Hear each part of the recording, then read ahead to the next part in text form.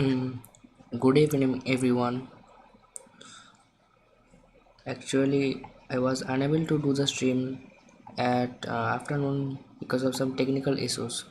Okay, so let's get started where we left everything. I'll be starting from the beginning of what I taught everyone. So let's first discuss the tools required for development of web. I will recommend you to use the Visual Studio. You can use Visual Studio Code as well. The two softwares are quite similar. The advantage of using Visual Studio 2019 is that you will get advanced debugging features, that is, it will recognize, or more precisely, it will report your bugs that you have in your codes. Okay, so without wasting any time, let's show you how can you download Visual Studio. Simply open your browser and go to visualstudio.microsoft.com. Here you have three options of downloading Visual Studio that I am going to use in this tutorial. You can use Visual Studio Code as well. You can use Visual Studio for Mac. If you have a Mac device, that's completely up to you. So simply download Visual Studio and then you can go with it. Okay, so now we want to get started. So I'm going to run Visual Studio 2019 Enterprise Edition. It is not mandatory to have this version. You can use any code editor to actually publish your websites online. Okay, so let's first create our new workspace where we will create our websites.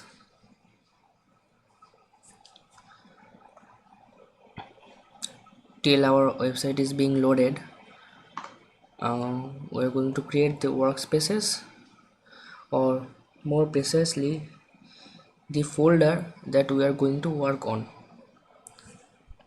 Okay, so select your favorite disk and let's create a new folder.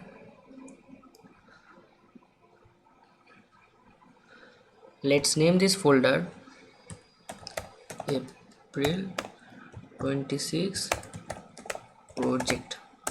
Okay, so our code has successfully deployed. Okay, it happens sometimes. Simply refresh your desktop, it will help. Okay, so let's continue without code, that is, we are not using any code, I mean any template file to work with. Visual Studio has several templates to offer. You can choose any of them. That's totally up to you which one you choose.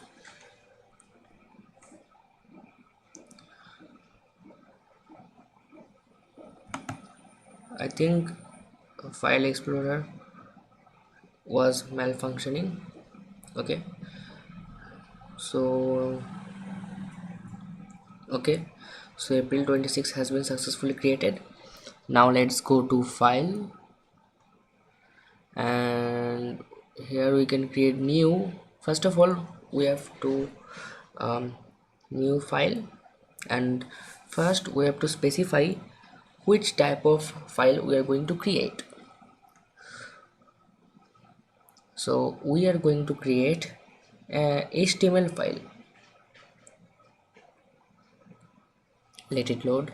It will take some time, but it will get loaded. Okay, so in general section you will get the default files. You can select the HTML page from here. So you can also get this from the web section if you have downloaded the web version, I mean the web workload of Visual Studio, whatever. Anyway, let's open this file.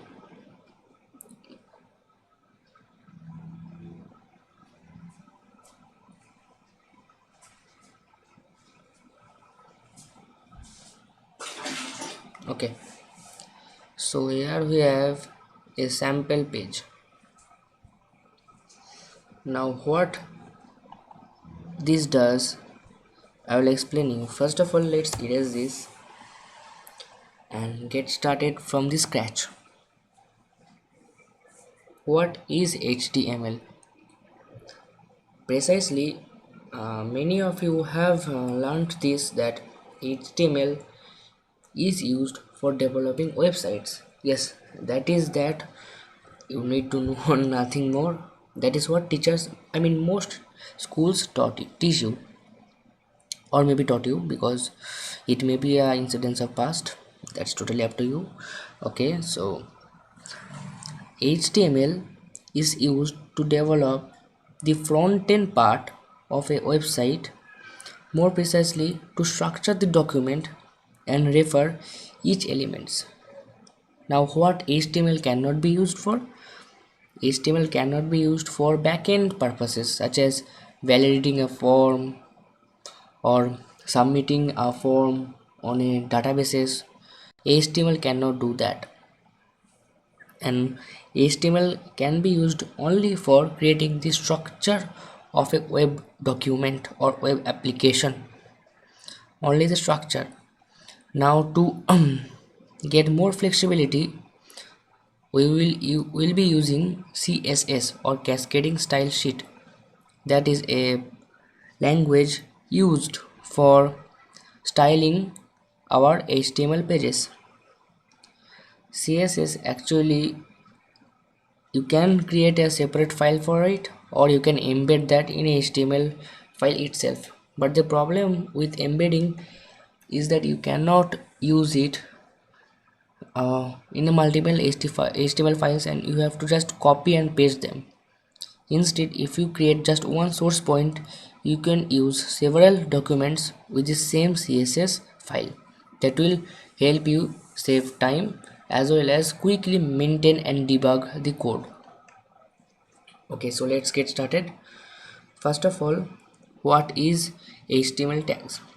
Anything between this less than and greater than sign will be a tag, but more precisely, if I say any valid thing that is inside that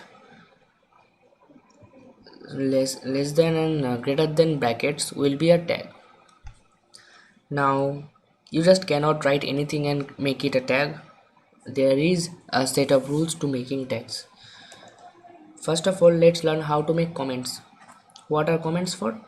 Comments are used for specifying a use of a particular part. It will be very helpful for adding comments to such parts where it may require some understanding. I mean, if you create a complex website, you have to add some comments so that you can understand what part is doing what. So let's get started with the comment. This is the structure of a comment, and now you can write comment. So this is a comment. Now there are two types of tag available in HTML, that is complete tags, and you can say that have a end tag, closing tags, and those tags which do not have a closing tag. So let me give you an example.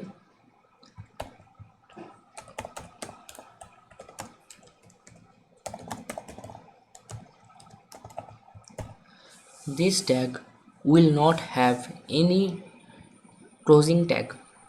Now this is a simple tag with no closing tag.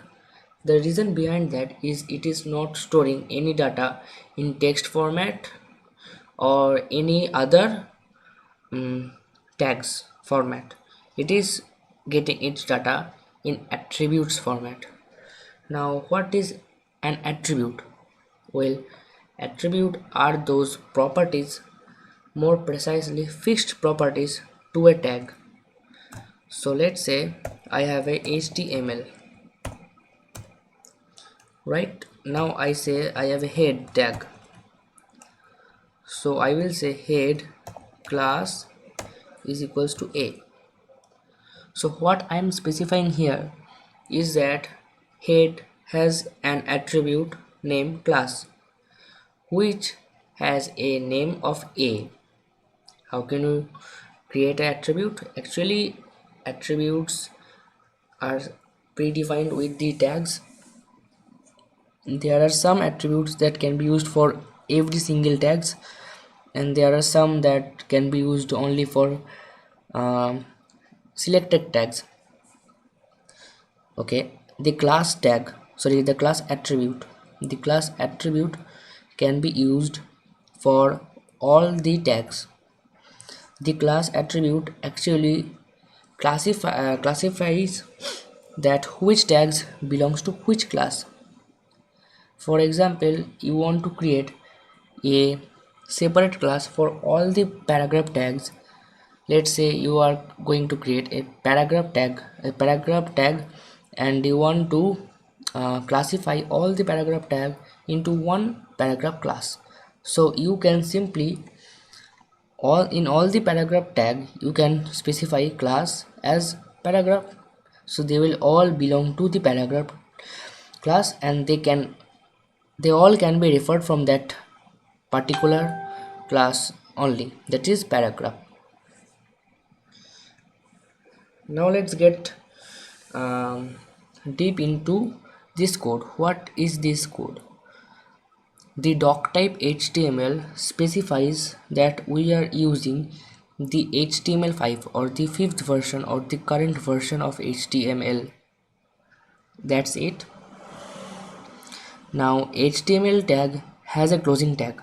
This is because it is containing data in form of other tags, or in programming language we will say nesting other tags. Since the doctype HTML is actually not nesting anything, it is just telling the browser that we are using some other Unicode format language, so it doesn't need to have a end tag. It's very obvious thing. Okay, so every HTML elements must contain inside HTML tags. Now you cannot just create a paragraph tag just inside HTML. The HTML tags actually consist of the tab itself, the body, that is the canvas, and the URL. So you have to control all this. The head subtag or the head tag that is nested inside HTML is actually specifying the information or the important data that is required for the browser to parse your code. That is what JavaScripts are you using. You can simply link them on the header tag. You can link CSS files on the, actually you have to link CSS files on the header tag only. You have to specify title on the header tag. You cannot specify title on any other tags. Okay, and there is another, that is body tag. Now what this body tag does is it refers to the canvas that is currently displaying the data we are uh, writing inside this body. Actually body you can just imagine as a person only, or you can say the body of a document that is actually being displayed. The head tags are information, that is how to and where to, and the body is what, that is which information you want to display. So it's body. Let's display a sample text. P for paragraph. Hello world.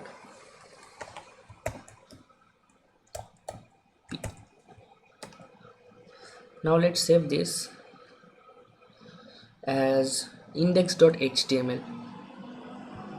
always remember, if you are going to upload your files on a server, you must save those files as index.html.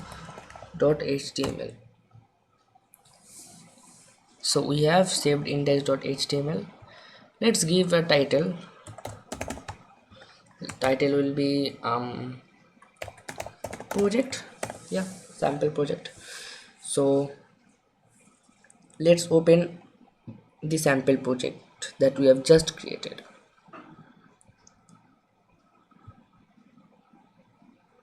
Okay, so as you can see, it is displaying hello world. Now this was just a basic thing. Now I will be showing you how can you even display images and CSS. Yes, this second hour we are going to discuss about CSS, but first let's um, discuss about this HTML. Now you know that we can easily add paragraphs in a document using p tags. Since p takes information in form of text as well as attribute, so it has a closing tag. Now let's say you want to add the image to your website. How to do that? Very simple. With image img tag, which is abbreviated from image only, you can create a you can add images to your website. But here you can see that image tag is not a it doesn't have a closing tag. It's not a complete tag. The reason behind that is image tag, similar to doc type, does not takes data in form of text or nested elements, rather in form of attributes. So what attribute mainly used in image tag? That is source or src in short. Actually you cannot use source, you have to use src only. Now the source can contain file name or even url. Let's say I saw a picture from Google. So how should I add that picture? So let's say I want to add this picture. So what I have to do is just get the address or the source of that image, and then if I paste this and then save this, it will display my image. Yes, quite simple. You have successfully displayed your image on your browser. It is very simple, right? But here comes the real problem. The problem is that the image has been scaled just too much. As you can see, the image has been taking just too much space of the browser. So if you want to compress this image to a specified canvas, you have to use CSS property width and height. So how can you simply do that? It is very easy to use. For that, first specify that image. Let's go create a new CSS file. I will go to new file, web sheet, style sheet or CSS file. Now I will say how can you actually use CSS. Let me tell you. The first thing is to refer to a particular element. There are many ways to refer. First of all, the element name, that is the img tag name. So it is img, so I am using img. But the problem is that the using img selector will actually select every single img tags in your web page. So the problem will be that every image will be styled equally and in the same way. So to fix that problem, we are derived with the concept of class and IDs. Now what is the class? As I mentioned earlier, Classes are attributes that can contain any value which will classify an element. So if I say that I want to style this image only and not other images, I can use either class or id. Now let's uh, give this example by a class only. Let's say this is a class 1. This is the first one we want to style. Now how will you select? To select, we have to give img dot the class name, the class name of the image that you want to style. Here is 1. Now give two curly brackets, and inside this the code will be, the CSS code will be there. Okay, so img1, I have specified img1. Now I want to scale the image to 500 pixels width. So I will say width 500 pixels and save these files as style.css.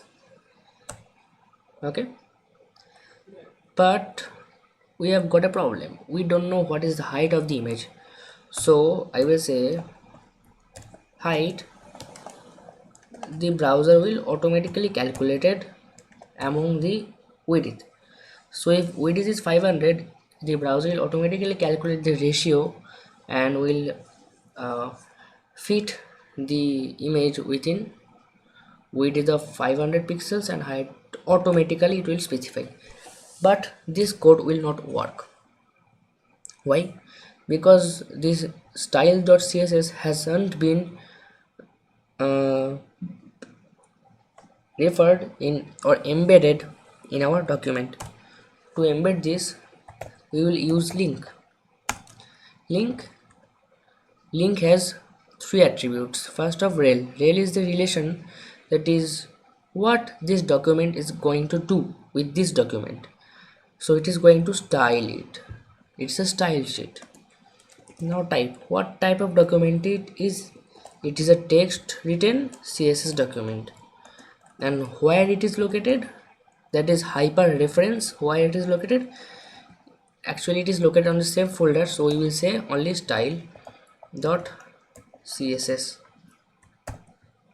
I will save this, and now if I refresh this page, I can see that the image has been compressed on 500 pixel width, and it has been selected automatically that how much height the image should require. So this is how you can compress images using height and width property. Actually you can also specify the height of your own.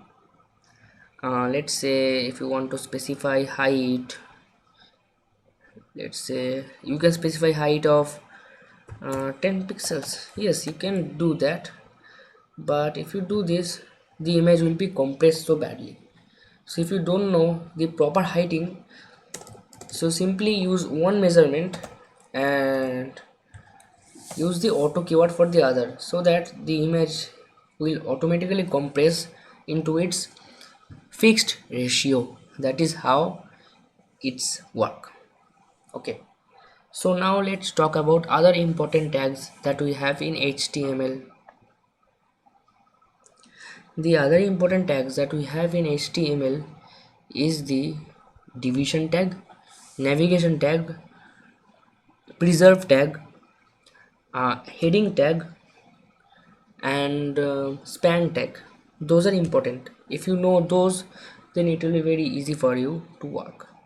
There are also some advanced tags such as video tag, iframe tag, embed tag, but those are of in future and advanced concepts. I'm not going to clear those in this video. Okay, so I have a body. So what is a division tag? Well, a division tag actually don't have a literal meaning of its own. It's like the HTML tag. It is used to divide. It is used to divide your document into parts, whatever you want. Now, why divisions are used? Divisions are used actually to group elements. The thing is that HTML works on the container model. That is, the code that is contained inside it will be the properties of the parent container. Now, what is child and parent containers? If I say that the title is inside of head tag, then the title is the child tag of head tag and the head tag is parent tag, while the HTML tag is the parent tag of head tag and body tag. So this is how child parent relationship works in HTML. So if you want to divide your documents into parts, you can use divisions. Actually, divisions is used in most websites. Most modern websites use division to divide their website, to first of all to make their website easy to read, that you can easily read those doc codes, and you may modify, you may maintain. That's becomes so easy, because messing up all the codes will actually cost you much time to maintain and update. The second feature is RWD, or responsive web design. Now you may think that we are building an website for PC, but in today's world most people access websites from almost any type of screens: laptop, PCs, mobiles, tablets. So to make the website look beautiful on those screens as well, we will use responsive web design. There are several frameworks such as the Bootstrap framework. It's a very popular framework made on JavaScript and CSS that will help you in styling your document as well, and they will make your website very much almost all device friendly. Your website will look beautiful on all devices. But we are not going to cover RWD here also, so let's get started with the div. So I'm going to create a division tag here, and I will say this is a division. I save this and I click refresh. This is a division. You can see here, this is a division. Now this text is actually not in the body tag, it is actually inside the division tag. Also, one of the surprising features of division tag is you can create it, you can use it to act like boxes as well. You can style divisions to make it a box. You can style them to act make it like a cube. Just you can even add shadows, z index, that is on the z-axis where the location will be of that element. That's totally up to you where, what and where you want. So this is the division. Now we are going to talk about the span. What is span? Actually, span also stores a piece of text only. Let's say I have this. If I refresh, it will have no difference. But if I say that span has a class of OK, actually you can name your class anything, just anything you want. So I named my class OK. So if I save this and say that OK will have, you want to increase the size of the T? Yes, you can do it. Font. You know what is font? Font is the programming name, if I say precisely, of text. So font, what do you want to increase? size. So font size actually differentiate two properties by using a dash in CSS. So you can use many types of scales. The most popular is the percentage and pixels. Now what are the percentage scales? See, your website has a canvas which runs on a particular number of pixels width and number of pixels height, that is the number of dots your display is made up of. So if a certain percent of your width you specify, that is a certain percent of that many pixels will be displayed. Now it seems and hard, very complicated, I know, but let me simplify for you. Okay, let's say you have a display of 100 pixels wide and 50 pixels low height, not length, height. So if you say that I am going to cover 10% of this display in height, that is the height of your element will be 10% of the display. So you are actually specifying the 10% of 50, that is 5. So 5 pixels is equals to 10% on a 50 pixels height screen. Now the problem arises, the percentage value is that it is never a static value, it is always a dynamic value. It changes with the screen resolution. If you have a larger screen resolution, the percentage will result in a higher number of pixels. It's very obvious. You say 50, 10% of 50 is 5 and 10% of 100 is 10. There is a difference of 5 pixels on both two types of screens. So for creating elements that are going to be static, we use pixels. There are other values as well, I will be covering other scales. So what is pixels? As I discussed, the number of dots that cover up all your screens. Pixels are static, they do not change with the resolution. Therefore they are actually reliable for use in font sizing. So I will say that it has 25 pixels of font size. If I save this and refresh this, you can see only the T has been sized. Why? Because of this span tag. This span tag contains the T. Now you may understood the feature of the span. It is actually used to style particular element of a text.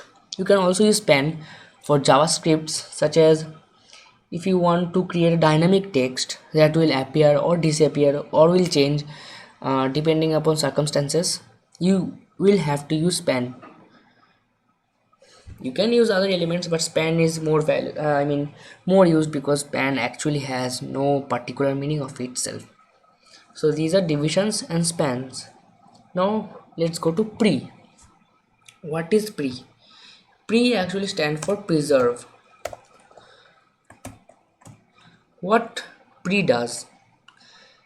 Pre actually, as its name suggests, preserves what you type inside your text editor. Let's say I say I am my book. So you can see that I have created 3 lines separately, but if I refresh my page, I will see the same thing, right? This cannot be achieved using paragraph tags. Okay, let's take example. I have this paragraph tag hello world. I will space it hello world, and if I save this and refresh this, it will remain same because the paragraph tags do not understand spacing, but the pre tag actually preserves everything that is written in document. So it's depend upon how you created the document. If you whatever you create in your document will be saved as just it is there. Now that is about pre tags and div tags. Let's move to the more important sections that we have to cover in HTML. Okay, so This tag that we are going to discuss now is nav tag or navigation tag. What is navigation tag? You may have used menus or navigation bars in your website which suggest home page features. Okay, let me give you an example. See, this is an example of navigation bar. Here is the company's logo. You can search anything here. Here is the login button, join in button, and upload button. You can even click on this. So this is actually a uh, basic concept of what you say is nav. Now you can nest a navigation bar inside a division bar. Now why you need to do that? When you need to fix your website's navigation bar, then you have to specify the division nesting. Let's see this example website.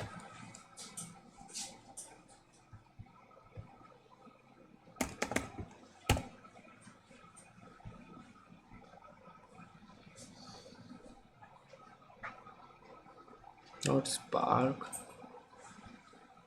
I think it's lagging. Let's go to Mozilla.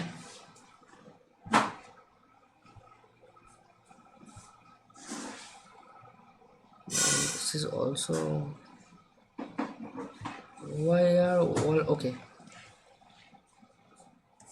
strtm. So this is a sample website. That is, I'm going to demonstrate why you need to actually nest spans and navs in a div. Why you need to nest them? Actually it is taking time. Okay, I think it will be loaded. Okay, so this is a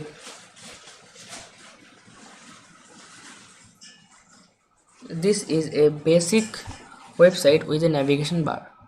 Now if I slide down, you can see that the navigation bar is still there. It is not moving anywhere, right? So this is called fixed position. I will be talking about position in the CSS portion of my website development. So to use navigation tab, we have to know about one more important tag, that is list tags. List tags includes ordered list and unordered list. What is the use of ordered list and unordered list? Actually, you do not need both of them. You can just use UL. In navigation bar, you have to use UL because it is unordered list. Now, see here, it is actually a list only. It has been displayed in such a way that it is looking quite good. If we go create a new list, let's say we want to create a list here.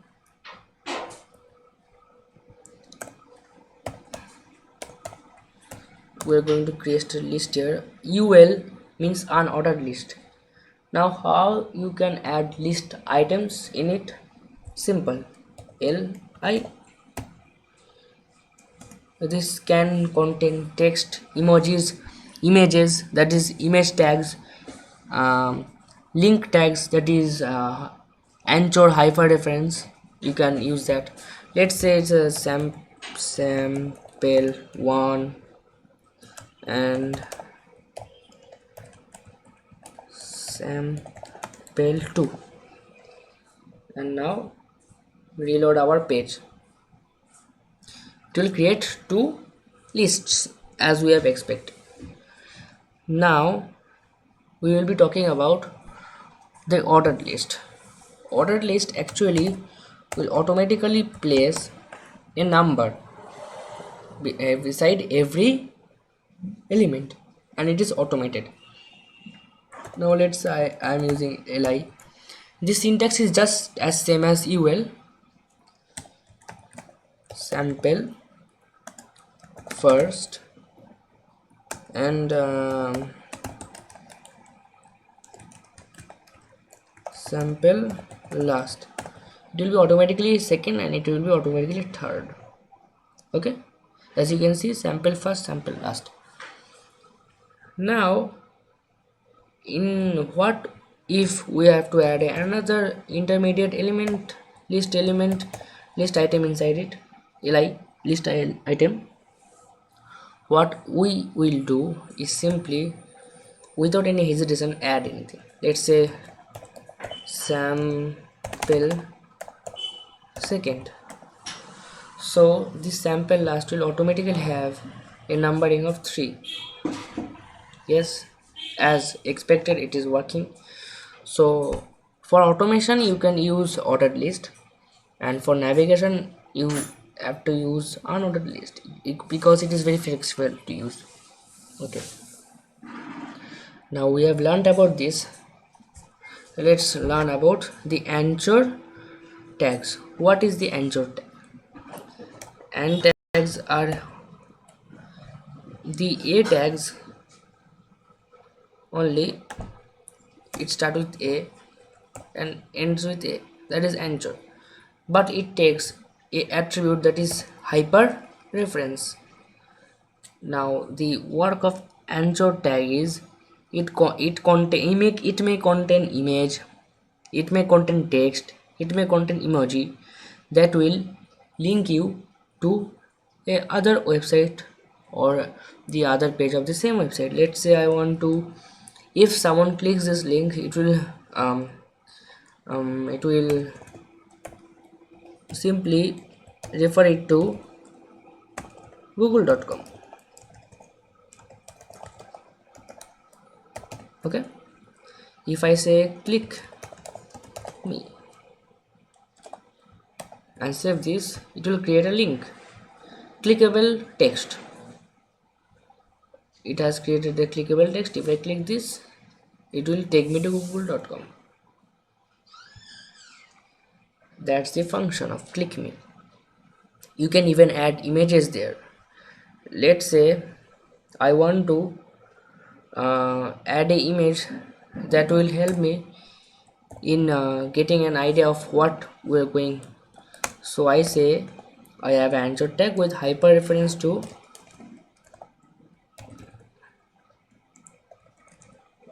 google.com, and but we have image, so we simply say image in this, and we will say it has a source, and we can simply get a source. We will use this one only.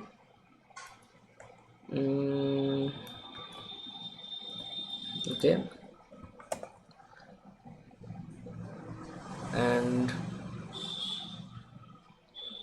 my god, I don't know why is this happening. I hope it will respond very soon.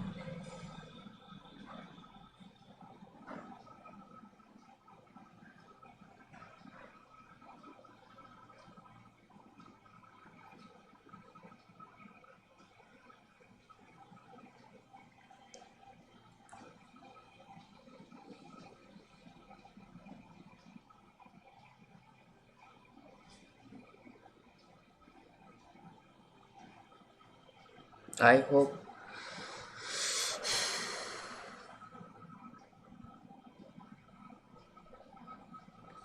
These lags are totally unexpected. I don't know why when this lags occurs. I just cannot do anything if this lag is actually happening. Let's just wait a few minutes and enjoy the music.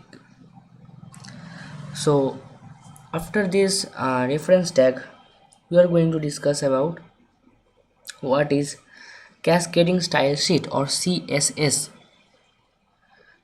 So I hope you will enjoy that one too. CSS, yeah, cascading style sheet on the big level, as well as some other properties of cascading style sheets, such as box shadows and other than and that's okay. So it is, I think, okay, it's working very fine. So I have copied this and we will say this is the source. Okay, now if I save this, you will see it creates an image, which if you click you will go to google.com, right? You can again resize this image according to your choice by simply specifying this to a class or a id. Okay, let me teach you how can you do with a id. The syntax it is just same. Create a id attribute and name it anything you want, just anything. You can use even class names in ids, no problem. But remember one thing, two elements cannot have same id. Two elements or more than two elements can have same class name, but they cannot have same name in their id attribute. Now how can you refer to an element that has id instead of class? To refer to an element that uses id, simply use hashtag id name. What we have id name? Capital O's. And simple, I will say width will be 100 pixels, and since I don't know what is the height, I will say auto. That is let decide my browser what it should look like. Okay, so it looks like this. If I click on this, it will take me to the Google's web page. Okay, so these are the basic things of HTML to learn. Now let's hop on the basic concepts of CSS.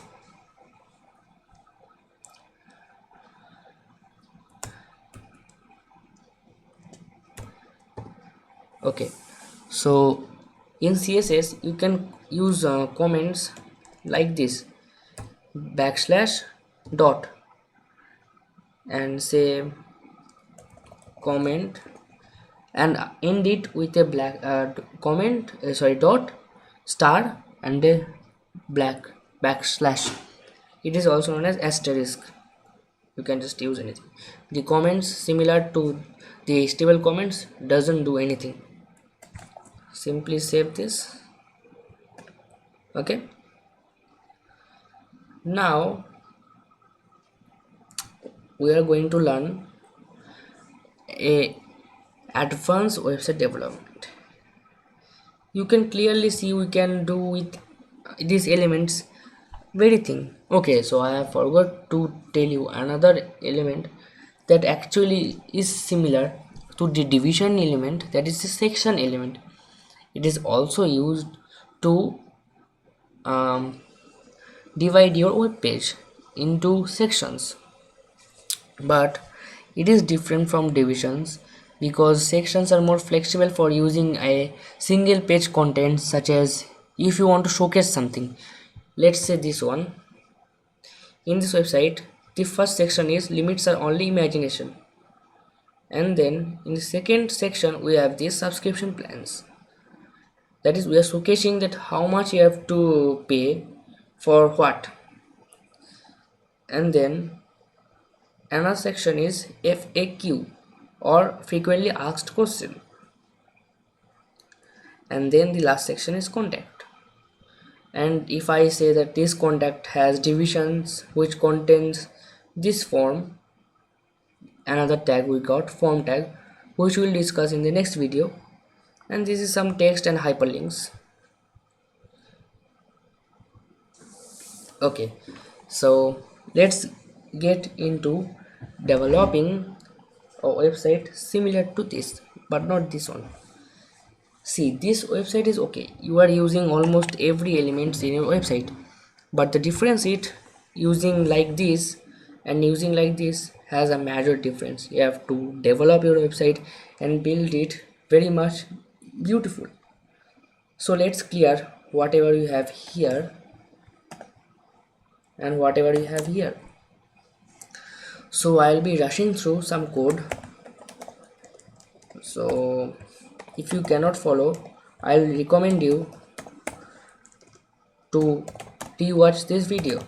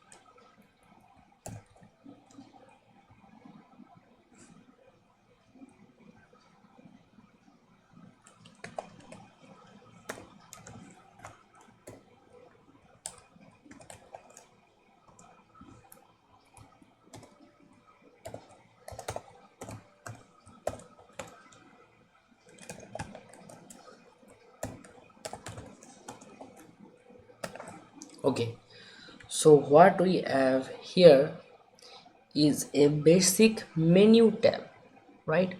Why we are going to create a menu. Now let's go here, and if I refresh, you can see that we have simply some text, a list. But let me tell you how you can style it, right? Now we have this header, we have this division whose class name is header. So we will style that first. Before styling that, I want to tell you that there are CSS properties, that is the asterisk. If you give asterisk, it will tell CSS that to select every single element on your web page. So what we are going to initially tell our elements to be, we should have margin of 0 and padding of 0. Now margin is, by its name, says that the distance between the object boundary and the object element, and padding says the distance between the object element and the boundary. It's outwards and margin is inwards. There's a difference. Okay, now we have a header class. We will say header dot header means we are referring to the class. We want to have the width of 100%, right, full page, and height, let's say we want it to be 60 pixels. Now to specify a color, background color, we will use background. We want to specify what color, background color. Background color, let's say we want to give, this one looks good, aqua. Actually this one is totally up to you. You should not remember the color names, you will get those on Google. It's totally worthless to remember colors name and their hex datas, that is hex codes or whatever. I do not remember them because it is not a criteria to remember colors. Okay, now if I save this, you can see what I will get. I will get a division that has a color of aqua, but still we don't have the tab of our wish. Now we can do many things with it. We can add borders, we can add shadows. I will not talk about borders in this session. So how can you add shadows? So let's consider this as a box, right, which we have a shadow. So this is a box whose shadow is 2 pixels horizontal, 2 pixels vertical, that is distances that are horizontal and vertical, and 5 pixels, that is the blend, that how much it will blend outside, and what is the color it should have, the last property, black, it should have a black. And if I refresh this, you can see I have a clear shadow of this object.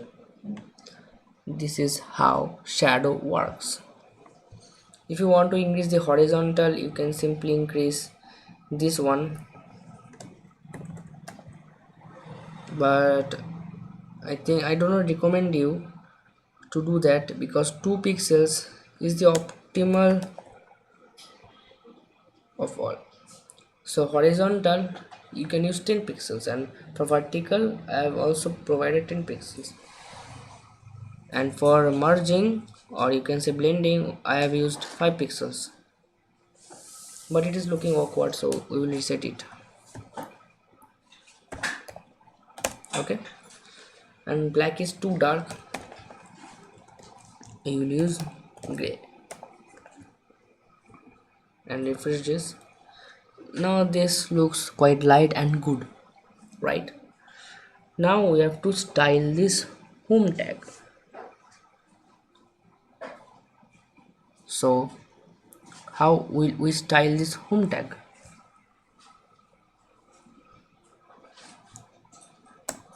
Simply, let's get this navigation bar. The navigation bar has a class of menu, right, which we have nothing to do, but we have to specify position relative. Why? We are telling the style sheet that the position of this element is relative, or is about to change, or more precisely, relative means with respect to its inheritance elements or its parents elements, that is the division element. It will be inside the element of the header class, but it can move freely within that element, it cannot go outside that element, it has been fixed within that element, that is position relative. Now you can use other attributes such as top, left, right and bottom. Now what are those? If you want to specify that how much pixels it should be below the top, you can say that it should be let's say 10 pixels from top. You can say that top 10 pixels, so it will be moved from 10 pixels top. So this is how the positioning works, but I am not going to cover these things in this tutorial. It will be covered on the next session of our website development. Okay, so before going, I want to show you a really nice ongoing project I am currently working on, that is this one.